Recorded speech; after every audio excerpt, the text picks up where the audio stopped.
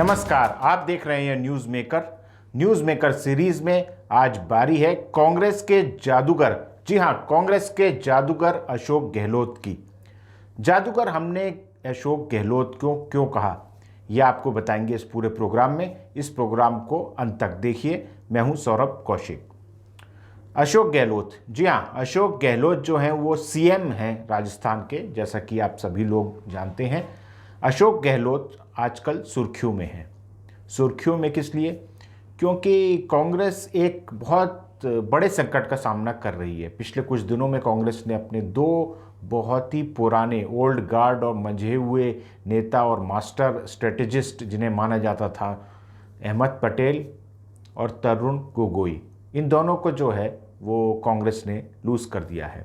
अब कांग्रेस को इनका रिप्लेसमेंट चाहिए और अशोक गहलोत का भी नाम आ रहा है कि क्या वो अहमद पटेल का रिप्लेसमेंट हो सकते हैं। वैसे राजनीति की जानकारी ये कहते हैं कि अहमद पटेल का रिप्लेसमेंट इस समय कांग्रेस में कोई भी नहीं हो सकता है, क्योंकि कोई भी नेता उस तरीके का एक्सपीरियंस का, उस तरीके की एज में और स्टेज में नहीं है कि वो अहमद पटेल का रिप्लेसमेंट हो पाए।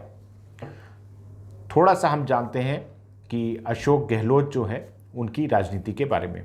अशोक गहलोत ना केवल अहमद पटेल का रिप्लेसमेंट बन जाएं इसको लेकर चर्चा में हैं, बल्कि अशोक गहलोत इसलिए भी चर्चा में हैं क्योंकि अब शायद उनके लिए सचिन पायलट से डील करना थोड़ा आसान हो गया है।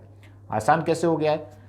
आपको याद होगा जब जुलाई के महीने में जब सचिन पायलट ने बगावत करी थी, तो कांग्रेस ने सचिन पायलट को तो सभी पदों से हटाया ही था, बल्कि सचिन पायलट खुद भी किसी पद पे नहीं बने रहना चाहते थे, क्योंकि सचिन पायलट जो हैं कहीं ना कहीं खुद सीएम बनना चाहते हैं और वो किसी निचले पद पे जो है वो सेटल करने को राज़ी नहीं है। तो कांग्रेस के अंदर कलह, राजस्थान कांग्रेस के अंदर कलह चल रहा था। तो इसी कलह को ठीक करने के लिए कांग्रेस ने एक 3 सदस्यों का पैनल बनाया था। इस पैनल में अहमद पटेल थे, अजय माकन थे और केसी वेणुगोपाल। लेकिन अक्टूबर के शुरुआती दिनों में ही अहमद पटेल को जो है वो कोरोना हो गया और उसके बाद जो है इस पैनल की ज़्यादा मीटिंग नहीं हो पाई। केसी वेणुगोपाल की मां का भी निधन हो गया। तो इन दोनों चीज़ों के चलते इस पैनल की ज़्यादा मीटिंग नहीं हो पाई और जो थोड़ी बहुत अजय माकन अपनी तरफ से कोशिश करते रहे, उसका कुछ रिजल्ट आ पाता उससे पहले कांग्रेस के लिए ये दुखद समाचार आया कि अहमद पटेल की जो है वो डेथ हो गई है। तो अहमद पटेल के निधन के बाद अब उस पैनल में सिर्फ 2 ही लोग बचे हैं और वो पैनल कितना इफ़ेक्टिव रह गया है ये सभी लोग अब जानते हैं। और दूसरी बात, जो कांग्रेस के सोर्सेज हमें बताते हैं राजस्थान से, कि कांग्रेस पार्टी में जो है एक तरीके का मनमुटाव जैसे चल रहा था सचिन पायलट में और अशोक गहलोत में। फिर 3 जनों का पैनल बनाया गया। इस पैनल की जिम्मेदारी थी कि इस तनाव को ख़त्म किया जाए, कांग्रेस में राजस्थान में दोबारा से गर्मजोशी लौटे, नेताओं के बीच की कड़वाहट जो है वो ख़त्म हो। लेकिन ऐसा होता दिख नहीं रहा है और अहमद पटेल के जाने का मतलब ये है कि पैनल जो है वो टूथलेस हो गया एक तरीके से, और पैनल अब ज़्यादा वहाँ पर इफ़ेक्टिव नहीं रहेगा। और अशोक गहलोत जो है उन्होंने लगातार जो है वो मंत्री परिषद का विस्तार, जी हाँ, मंत्री परिषद का विस्तार, ये सबसे बड़ी प्रॉब्लम है राजस्थान में इस समय जो कांग्रेस पार्टी फेस कर रही है। अशोक गहलोत और उनके समर्थक नहीं चाहते हैं कि मंत्री परिषद का विस्तार हो और सचिन पायलट खेमे के कांग्रेस विधायकों को मंत्री बनाया जाए, जबकि सचिन पायलट खेमे के विधायक चाहते हैं कि मंत्री परिषद का दोबारा विस्तार हो और उनके खेमे के लोगों को मंत्री बनाया जाए।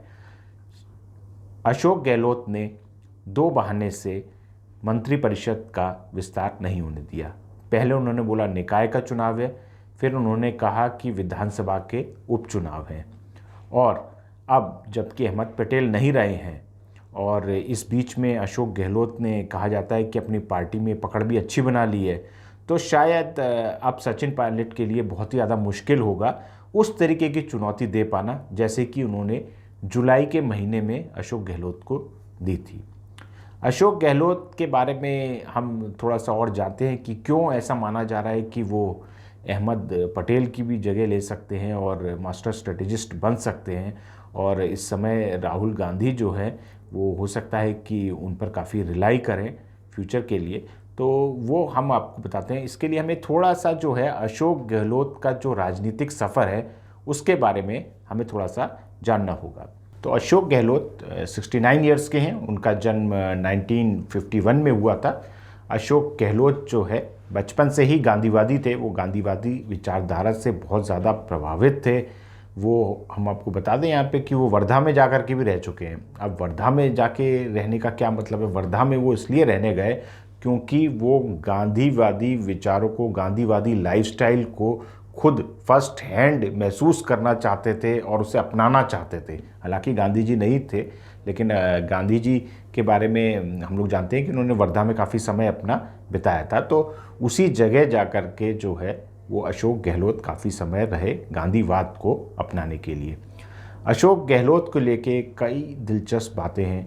उनके पिता बाबू लक्ष्मण गहलोत जो है एक बहुत बड़े जादूगर थे और वो पूरे देश में घूमा करते थे, और जादू की कई ट्रिक्स जो हैं वो अशोक गहलोत को भी आती हैं। 1971, जी हाँ, ये वो साल है जब रेफ्यूजीज़ बहुत ज़्यादा आ रहे थे इंडिया में। जो ईस्टर्न स्टेट्स में रेफ्यूजी क्राइसिस हो गया था, जो बांग्लादेश में पाकिस्तानी फ़ौज जो जुल्म कर रही थी, तो उससे बच के काफ़ी सारे रेफ्यूजी जो है वो ईस्टर्न इंडिया के स्टेट्स में आके बस गए थे। तो 1971 में उन रेफ्यूजी कैंप्स में सेवा करने गए गहलोत, और वहीं इंदिरा गांधी एक बार आई हुई थी, तो उनकी बाई चांस इंदिरा गांधी से मुलाकात हुई और यहीं से उनका पॉलिटिकल जीवन शुरू हुआ। उसके बाद वो NSUI में शामिल हुए, National Students Union of India. जी हाँ, ये कांग्रेस का स्टूडेंट्स विंग है, जिनको नहीं पता है उनको हम ये बता दें। तो NSUI राजस्थान में वो काफ़ी एक्टिव रहे, वो उसके अध्यक्ष बने। जी हाँ, NSUI जो कि पूरे राजस्थान की थी उसके वो अध्यक्ष बने, और उनके नियुक्ति के लेटर को लेकर के भी एक दिलचस्प बात है कि उनके नियुक्ति के लेटर को, लेटर ऑफ अपॉइंटमेंट को डाक से ना भेजकर बाइक से भेजा गया। जी हाँ, स्पेशली एक बाइकर को भेजा गया जो कि दिल्ली से गया जयपुर, और उनके हाथ में उनका लेटर ऑफ अपॉइंटमेंट जो है कांग्रेस पार्टी की तरफ से डिलीवर करके आया। अशोक गहलोत कई सारी जादू की ट्रिक्स जानते हैं, और समय समय पर ये ट्रिक्स वो जवानी के दिनों में दिखाया भी करते थे। इंदिरा गांधी के घर पे गए तो राहुल गांधी और प्रियंका गांधी उस टाइम बच्चे थे, लेकिन वो ये ट्रिक्स देख के हैरान रह गए। जब अशोक गहलोत ने जब ट्रिक्स दिखाई इंदिरा गांधी के घर पे, तो उसे देख करके वो काफ़ी हैरान हो गए थे। ये कई दिलचस्प बातें हैं जो अशोक गहलोत के बारे में लोग नहीं जानते हैं। वो वाकई एक जादूगर हैं। अशोक गहलोत, जी हाँ, 1977 में महज 26 साल की उम्र में अपना पहला विधानसभा का चुनाव लड़े, और उस समय अगर आपको याद हो तो 1977 ये वो समय है जब इमरजेंसी ख़त्म हुई थी, और जनता पार्टी जो है वो लोगों के गुस्से को भुना पाने में कामयाब रही थी। तो अशोक गहलोत 1977 में जब पहला विधानसभा का चुनाव लड़े जोधपुर की एक कॉन्स्टिट्यूएंसी से, तो महज 4000 कुछ वोट से हार गए। लेकिन बाद में 1980 में जब इंदिरा गांधी का रिटर्न ऑफ पावर हुआ और उसमें जब वो चुनाव लड़े, तो वो 52,000 से ज़्यादा वोट से जीते। जी हाँ, 52,000 प्लस वोट्स के मार्जिन से वो जीते।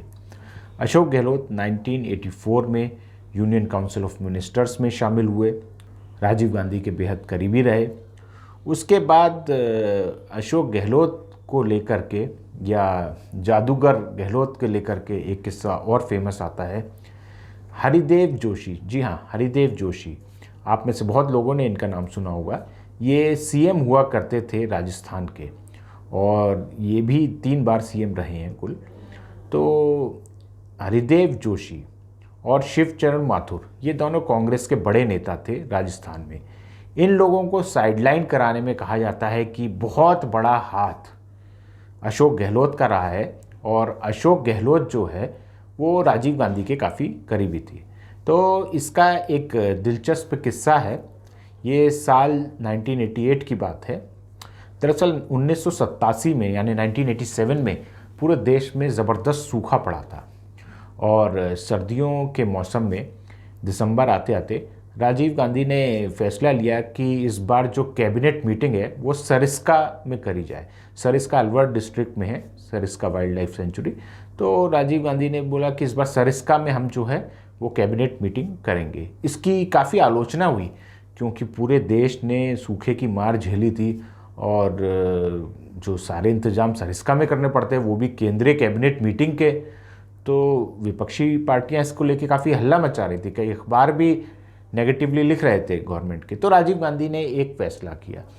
राजीव गांधी ने बोला कि हम लोग सरिस्का जाएंगे और उसमें कोई भी सरकारी तामझाम का इस्तेमाल नहीं होगा और हम सब लोग जो हैं अपने निजी व्हीकल से ही जाएंगे या अपने निजी साधन से वहाँ पहुँचेंगे, लेकिन हम किसी भी तरीके से सरकारी महकमे पर बोझ नहीं डालेंगे, किसी भी तरीके से हम एनवायरनमेंट को भी नुकसान नहीं पहुंचाएंगे। ऐसा राजीव गांधी ने निर्देश दिया पूरे कैबिनेट को और राजस्थान सरकार को।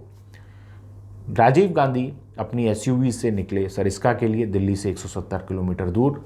उसके बाद जब वो सरिस्का वाइल्ड लाइफ सेंचुरी के पास पहुंचे, सरिस्का टाइगर रिजर्व जिसे हम आजकल कहते हैं, उसके पास पहुंचे तो उन्होंने एक कांस्टेबल से रास्ता पूछा। दरअसल राजीव गांधी खुद ही गाड़ी ड्राइव कर रहे थे और उनके साथ कोई बड़ा तामझाम नहीं था, तो कांस्टेबल उनको शायद पहचान नहीं पाया। तो कांस्टेबल ने उन्हें एक तरफ जाने का इशारा कर दिया और बजाय जहां कैबिनेट मीटिंग होनी थी उसकी बजाय जहां गाड़ियां पार्क हो रही थी, कांस्टेबल ने उन्हें उस तरफ भेज दिया। राजीव गांधी जब अपनी एसयूवी लेकर के वहां पहुंचे तो वहां दर्जनों, जी हाँ दर्जनों सरकारी गाड़ियां पार्क थी। ये देख के राजीव गांधी आग बबूला हो गए। उन्होंने बोला कि ये तो मेरे आदेश का उल्लंघन है, मैंने बोला था कि सरकारी इंतज़ामों को इसमें इन्वॉल्व नहीं किया जाएगा, मंत्री खुद अपना पर्सनल अरेंजमेंट करके यहाँ पहुँचेंगे, राजस्थान की सरकार यहाँ कोई अरेंजमेंट नहीं करेगी। लेकिन राजस्थान की सरकार ने वहाँ सारे अरेंजमेंट कर रखे थे जो मंत्रियों की सुख सुविधा के लिए ज़रूरी होते हैं या मंत्री जिन्हें सुख सुविधा के लिए अपना ज़रूरी मानते हैं। तो राजीव गांधी ने सबसे पहले इसकी गाज जो गिरी वो हरिदेव जोशी पे गिरी। हरिदेव जोशी का उन्होंने डिनर भी उस दिन कैंसिल कर दिया। हरिदेव जोशी जो माला लेके आए थे उस माला तक को एक्सेप्ट करने से मना कर दिया, उनको फटकार लगी और कुछ ही दिन बाद हरिदेव जोशी का इस्तीफ़ा हो गया। और कहा जाता है कि उस कांस्टेबल ने जो हाथ दिखाया था उसके पीछे एक जादूगर का हाथ था और वो जादूगर थे अशोक गहलोत।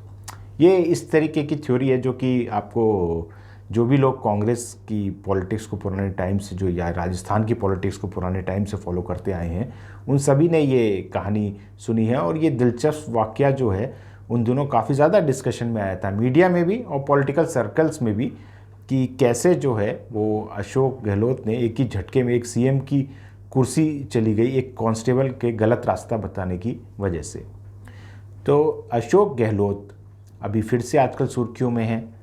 एक और वजह है, उन्होंने पीएम को चिट्ठी भी लिखी है किसान आंदोलन पे कि पुनर्विचार किया जाए, किसान बिल पर पुनर्विचार किया जाए। अशोक गहलोत के बारे में हम आपको ये भी बता दें कि वो सिर्फ कहने के लिए गांधीवादी नहीं है। उनके जो करीबी लोग हैं या जैसे हम भी उनसे मिले हैं कई बार, तो शाम को या रात को हमने हार्डली उन्हें कुछ खाते हुए देखा है। वो कभी कुछ खाते नहीं हैं रात के समय, ये उनकी खासियत है। वो सूर्योदय से सूर्यास्त तक ही खाते पीते हैं, उसके बाद वो खाते भी नहीं हैं। वो प्योर वेजिटेरियन हैं, वो किसी भी तरीके के नशे से बहुत ज़्यादा दूर हैं। तो एक जीते जागते गांधीवादी तो हैं ही अशोक गहलोत, साथ ही उनका पॉलिटिकल एक्यूमन जो है वो भी बहुत अच्छा है। अगर आप कंपेयर करें, कमलनाथ अपनी कुर्सी नहीं बचा पाए एमपी में, लेकिन सचिन पायलट ने कितनी भी कोशिश कर ली, अशोक गहलोत को वो हिला नहीं पाए हैं।